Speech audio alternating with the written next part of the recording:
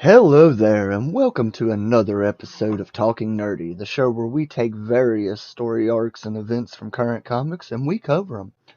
I'm your host, Obi-Wan Jabroni.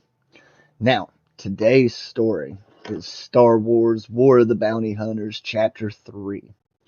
Now, Chapter 3 consists of 4 issues, continuing where we left off in our Chapter 2 video 3 weeks ago. Now, Vader has arrived at the Crimson Dawn party and demands to have Solo. So, with that, let's start talking nerdy.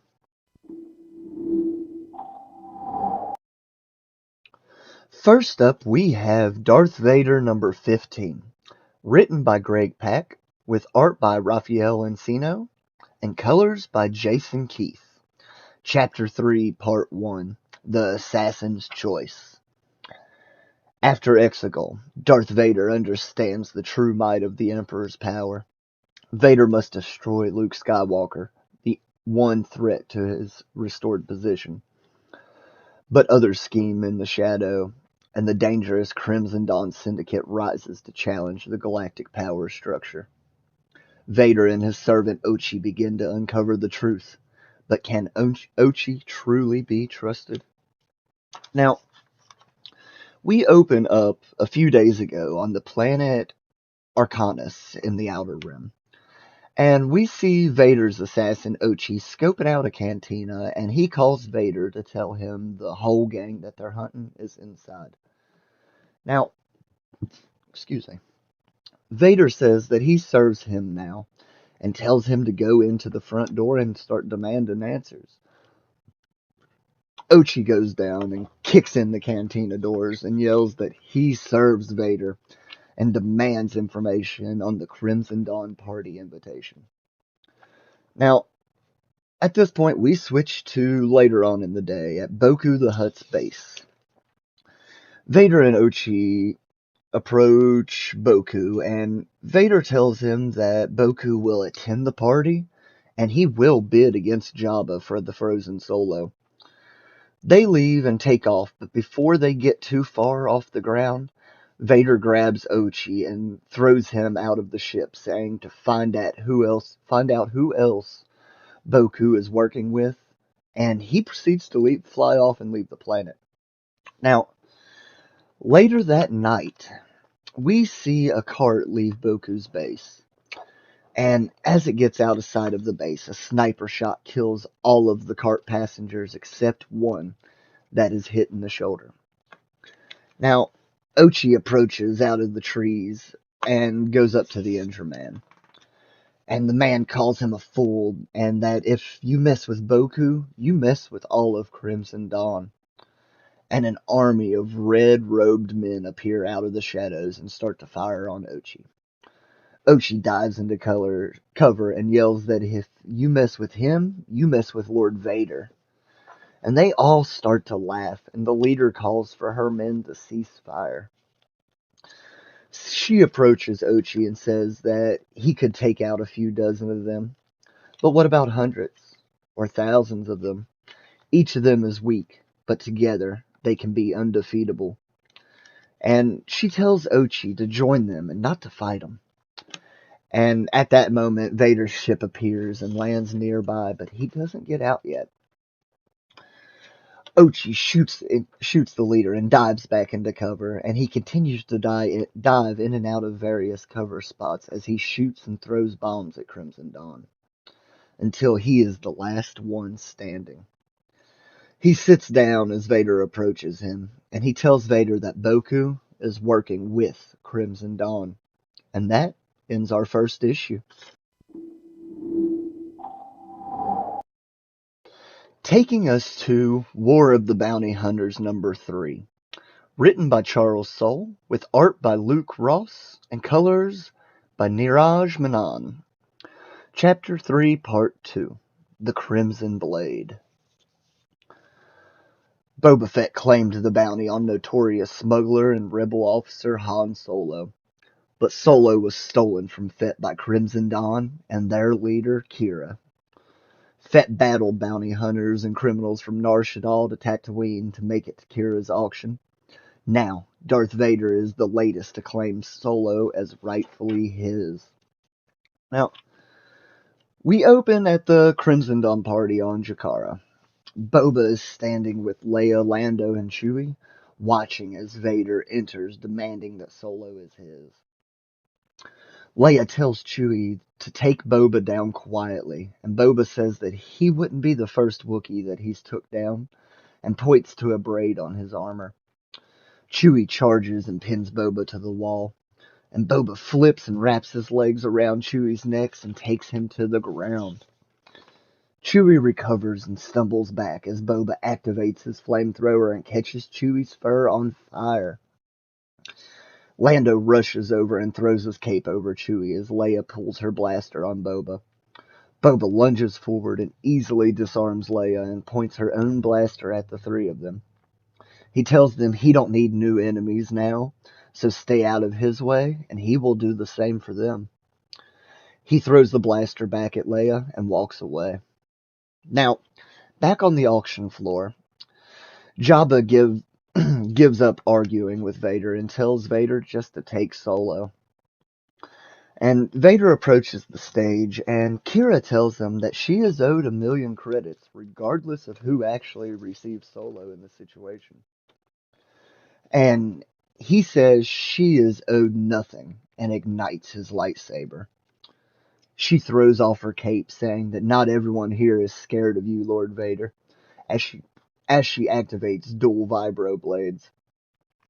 Vader swings, and she easily jumps over his strike and lands a blow on his armor. He turns and force chokes her and raises her off the ground, and she pushes another button on her blade that drops bombs down from the hilt. They fall and explode, knocking Vader back and freeing her as she charges at him again. She slams his blade and he raises his blade and he slams it into the ground, yelling, "This is enough," as a force blast knocks everyone around them backwards. Vader lashes out, killing nearby partygoers as he yells, "I take what I want. I kill who I want." And just before he strikes down Kira, he stops and says, "Wait, I sense Skywalker." And that ends this issue. Leading us to Star Wars number 16. Written by Charles Soule, with art by Raymond Rosanos, colors by Rochelle Rosenberg. Chapter 3, Part 3, Missing in Action. Luke Skywalker joins Starlight Squadron to rescue Alliance leader Mon Mothma from the assault led by the Imperial Star Destroyer Ultima II. During the mission, Luke has a vision of Darth Vader, which leads him to believe Vader is coming for Han Solo. Now Luke must make his way to the planet called Jakara. Now, we open in hyperspace, and Luke is flying to help his friends on Jakara, and he's talking to R2. He says, "I've gone over that battle on Cloud City in my head 100 times, R2. It was like fighting a storm, like one of those ripping, tearing gravel storms back on Tatooine, the kind that could strip you down to your bones. It was more than a lightsaber duel. Master Yoda taught me about those. This was something else. Vader didn't just fight me with his lightsaber, he used everything. Vader could hit me from any side. He ripped machines off the wall and threw them at me. He used the Force to knock me off balance. And his saber was always there, always pushing past my defense. That red blade, always coming for me. I couldn't take a breath. It took everything I had to keep him off me. Fighting back? Forget it. Everything I tried. Every move Yoda taught me. Vader threw them all back in my face and hit me twice as hard. But that was last time. I survived. And I remember, and I learned. I can be a storm too, R2. I'm stronger in the Force than I was when I faced him on Bespin. And I understand how he fights now. This time it could be different. This time I'd have a chance.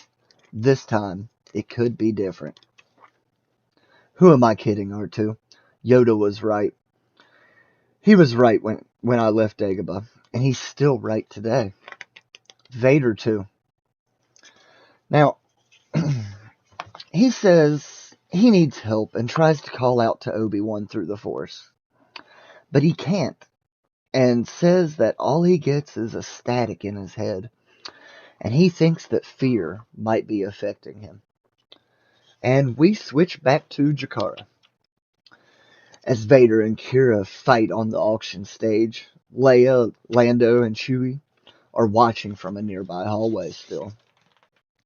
And Leia says that they need to try and get him while everyone is distracted.